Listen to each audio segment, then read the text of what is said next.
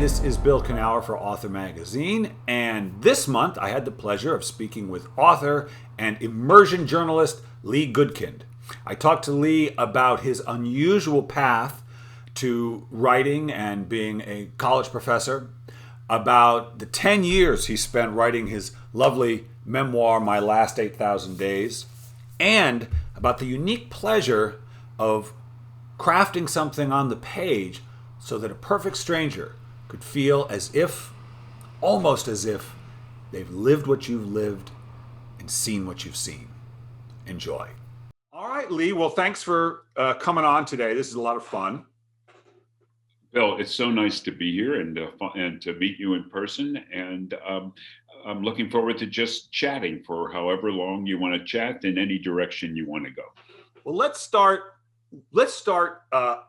with something that you mentioned in here. I'm going to move some paper for you. My Last 8,000 Days, a couple times, which is unusual for writers, is that you said you graduated from high school in the bottom fifth of your class. Writers tend to be, and by the way, I don't consider this a great accomplishment, but they tend to be in the top fifth of their class. That's usually the personality type. Yes. That is what it is. Some of my best friends did not graduate in the top fifth of their class. So talk to me about being a writer who comes from that background, just in terms of relation to academia and learning and so on. Yeah, well, I not only did I graduate with such low esteem, but also after I published my first book, I began teaching at the University of Pittsburgh, and I became, after a while, the only tenured full professor in the entire university without any advanced degree. I did go to night school during the day. I drove a truck. I sold shoes. I worked in public relations, and finally squeezed my way into the academy, where I have been ever since. Sometimes it was kind of awkward because I'm surrounded by all of these bearded PhDs, and sometimes even resented, and very often, not very often, cheered and complimented by being first a motorcycle thug, nearly a high school dropout, and there was a stint also in the military. Yeah. So all those things happened. So I was certainly, I wouldn't say an outcast in a conservative English department, but I was certainly a different kind of fellow there. Yeah. So I think if that this genre I am involved in, creative nonfiction, yeah, I like to call it the everyman's genre. Interesting. And because you don't have to have an MFA or a PhD to write this stuff. And in fact, you shouldn't even have an MFA to teach this stuff. So creative nonfiction wedged its way into the academy, and even into the New York, very difficult to get into literary circles. And kind of, I felt like that's what I was doing. I was first wedging myself into all of these, with all of these people who I didn't know and wasn't really comfortable with. And they, in fact, weren't comfortable with me, especially in the early 1970s when I was a motorcycle guy. And I would come, they'd have their Birkenstocks on and my motorcycle boots, and so it was all very different. And creative nonfiction wedged its way between poetry and fiction and journalism. Yes. Yes. It's an interesting thing. That's what I do now. And I did not know that's where I was headed. I thought for sure I was just a fiction writer and a poet, maybe. Poetry was very big early on in my life. But that's what I do now. And I think it is this blend between, it pulls upon my poet sense and my storytelling sense as a fiction writer, but it's based on true life. But I feel like it's a blend of those two things for myself when I do it anyway. It's a blend on all those different things. It's creative nonfiction is a blend of the literary techniques of both the poet and the fiction writer and the dramatist. Yeah, And yeah, and uh, and there are, except for your ability to want to maintain your credibility with the reader by being as accurate and truthful as possible, there are no other literary boundaries. right. And it's like me pushing my way into the English department. There was no. I couldn't equal those guys. I couldn't be them, and creative nonfiction can't be anything else but creative nonfiction. Yeah. And when we say creative nonfiction, for me, it's always been like personal essay, things that I've done or thought about. But you also have immersed yourself in experiences and written about. Now, my last 8,000 days is a memoir, so it's not about your immersion to a subject. But this has gone from both personal experiences to just things that you were very interested in. Yeah. Well, I think immersion is a really good way to describe most of my work over so many years, but also my last 8,000 days, because I immersed myself. I did many immersion books, maybe 10 of them. And I immersed myself not just for weeks or months, but years, Bill, in the organ transplant world, in robotics. I traveled off and on for a few years on a motorcycle and wrote about the motorcycle subculture. I spent a year with the crew of National League umpires, writing about their lives. So I immersed myself in other milieus with all kinds of different people for a long time.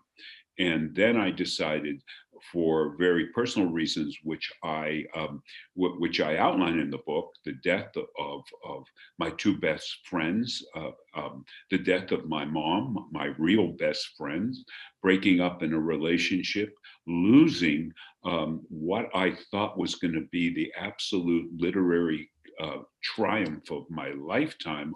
All of those things happened, and I turned 70 all in that year. And I thought, my goodness, I have to do something different, and I have to understand more about the mistakes I made in my life. And so I decided to immerse myself, just like I immersed myself in the robotics or transplantation world. I immersed myself in myself, and I took a deep dive into my life to try to figure out my life and to try to take what I knew and maybe share it with my readers, who are also 50s, 60s, 70s, and 80s especially. Yeah, and it's an interesting challenge. Of course, you have to do that. You have to take a deep dive into your own life, understand your own life, and write it in a way that someone else will care. That somebody else, it'll be of value and interest in some way. Although you can't really think about the reader in that way, but you do have to remember you're writing for somebody else. And so you must have had that in mind too for yourself. How do I make this compelling and transformative for someone who isn't me? Or maybe you didn't. Maybe you didn't even care about that. Did that? No, I cared about that more than anything. Okay. People have said that we write memoir for ourselves and to make ourselves feel better, and to a certain extent, any book that you write that is successfully published will make you feel better. But I really wanted to use what I had learned, and I have had an unusual career, and I wanted to use what I learned to understand it enough to impact my reader. And I write, and I think all writers should write for themselves, but think about who they are affecting. They have to write for the reader, because it's the reader who is going to read the book, especially the reader who doesn't know you, knows nothing about you. And if you can bring if you can make some sort of empathy or change in their lives, then you've done what writers should be doing, whether it's nonfiction or poetry or fiction. Absolutely. And so, okay, so as I was reading this, Lee, Yeah. I read it on two levels. I read it just as a reader, right? And it was entertaining and very engrossing. But I also read it as a writer. And the writer in me was saying, oh, Jesus, I can feel, if unless I'm mistaken, the amount of time it took to find the structure for this. Maybe it just came to you in a flash, but it felt like something that had to be worked for, experimented with. I just like, because it's such an unusual structure you came up with in terms of it's about this one time in your life, but there's a lot of reflection, and everything in the past reflects on the present, and you're back and forth, and it kind of all ties together. And I thought, God, I'm so glad I didn't live through having to find that, because I know he had to. Am I right? Am I right? The flash you described, Bill, was 10 years long. So long flash. 10 years? Yeah. Well, the narrative, I mean, the stories are the stories. Okay. So right. you can refine the stories 100 times. Right. And as you refine the stories, you also refine and sharpen the reflection, what the stories mean. But so you got a bunch of stories. Yeah. How do they stick together? What we call, as you well know, the narrative arc. The glue that makes them connect from a narrative point of view, and also from a subject point of view, from a focus point of view. And I really, really struggled with that for a long time. Yeah. And the thing of it is, Bill, until you have a narrative arc, until you have a string that connects all the stories, you can't really finalize the stories. You can't really. You don't know what they're there for. They don't have a. Exactly. They don't. What's their purpose if you don't know what the whole thing's about? Right. Yeah. Oh my God! It was so difficult for me, but difficult is an understatement describing what a writer's life is all about anyway.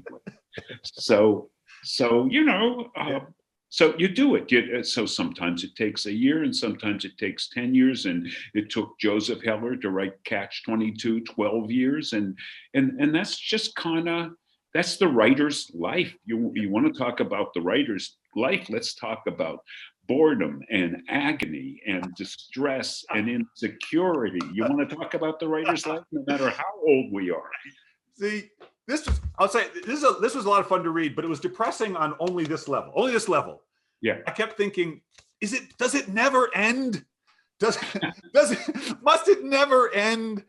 You are describing the uncertainty, the frustration. Surely you can reach some pinnacle of wisdom and understanding, and just you'll be floating on a cloud of self-knowledge.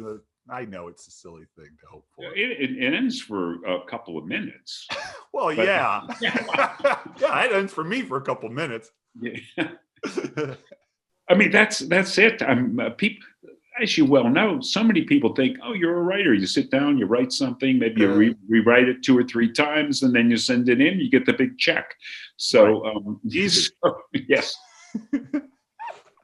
Well, but so it's hard, but that even hard and easy are weird words to use in regard to writing, because you're sitting there and you have to get comfortable with waiting. You have to, you know what it is?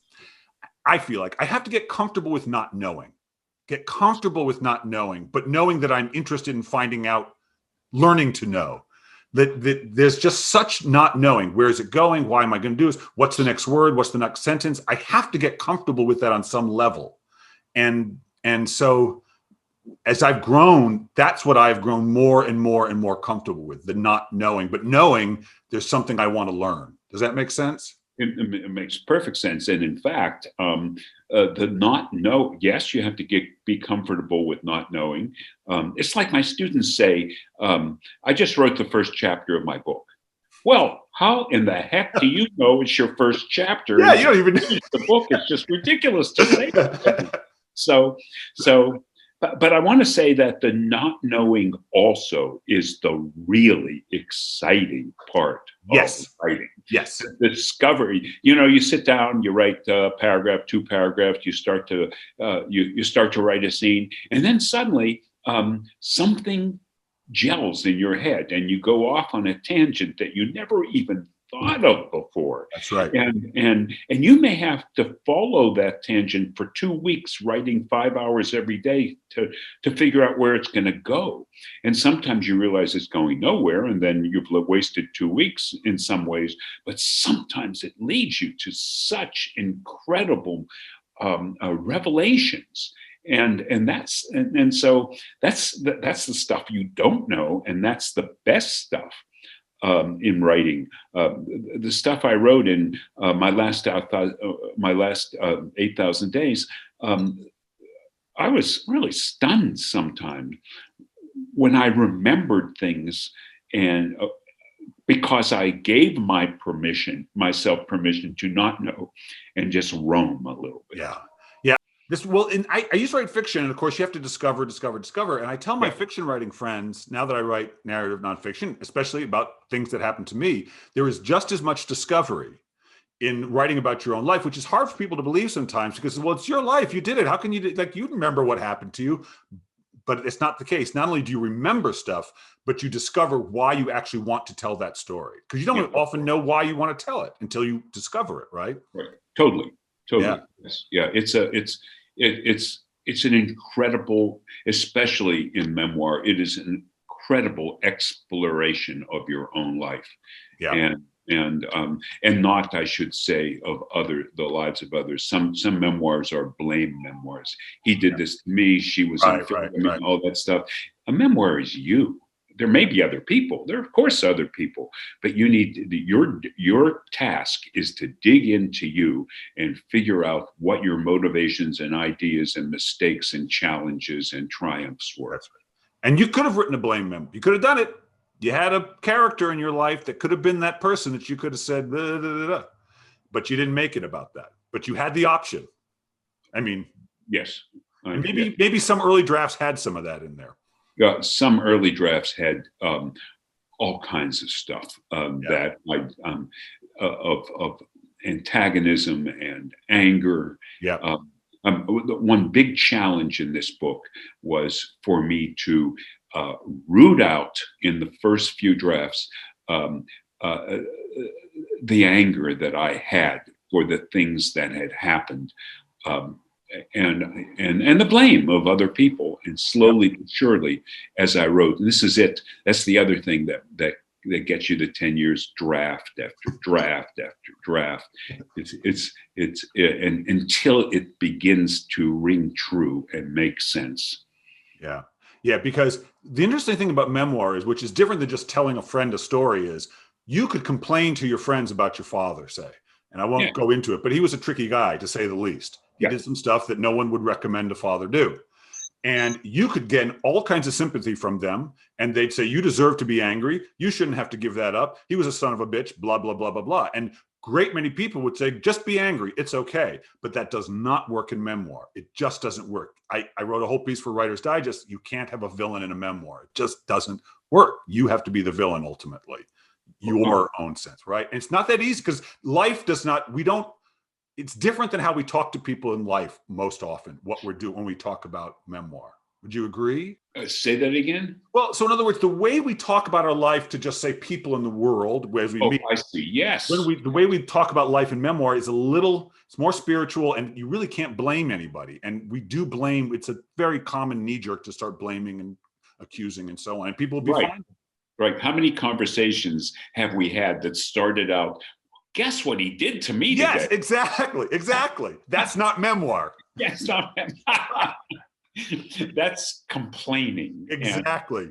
And it's sitting at a bar drinking martini talk. That's right. And people get confused. I don't know, your students maybe too, but my students get confused when they try to do it. And I'm like, I know that works for you at the dinner table. It's not going to work here. You're going to have, I know you've told that story and it's worked, you thought, for people. It's not going to work here. Right. You know? All right. So I can't remember, when did this book come out? October 1. Oh, all right. Well, today it's October 14th. So it's been out for a couple of weeks. Yeah. And have you done some virtual event type things? I did 2 bookstores so far. I did the Strand in New York. Oh, nice. And Chevalier's in LA. And I've got one coming up soon in changing hands in Phoenix. Great. And I've done a lot of radio and podcasts and things like that. And it's my conversation with you today is lovely and provocative and fun. And I've had a number of really cool conversations. Awesome. And my hope is that these conversations will lead to people going to my website. I'm sorry. What Bill. is that? Now that you ask, it's Yes. Lee Gutkind, like LeeGutkind.com. And you can get information about Creative Nonfiction Magazine, about my other books. And then there's this incredible thing that you need to do with your mouse. It's like an order button. And I want to point out to you that this is already mid-October, so Christmas gifts, advance Christmas gifts for your father. Yes, the guy he's impossible to buy for. He'll love this book. Yeah. So it's just something to mention to your readers. I like it. Okay, and so if your readers are interested in memoir or interested in creative nonfiction, and if you have and interested in what happens to a person as they get older and their lives change and they make the change beneficial to them, then click on that book. And, that's right. Okay. So, to my viewers, some of you are writers, that's how you promote your work. That's how you do it, without shame, with enthusiasm. That's how you do it. That's right. Why not? If not you, who? Well done, Lee. Exactly. Well done. Well, I was waiting for you, but I just decided to jump on in there. I could do it, but I've done my part. I did like the book. I love memoir. And I must say also, I've been writing and teaching this stuff for a while, but I did feel like I was in a bit of a class. I saw some stuff in there I really liked you did. And I thought, I'm going to, as T.S. Eliot said, good poets borrow, great poets steal. So I think I'm just going to acquire some of the things I saw you do, if that's all right. Fair enough. Okay, I got one more question for you. Yeah. I got one more question for you. And what I would like you to do is finish this sentence. If writing, all the writing you've done, and you've done a lot of it, has taught you anything, it's taught you what? It's taught me patience and it's taught me patience and independence.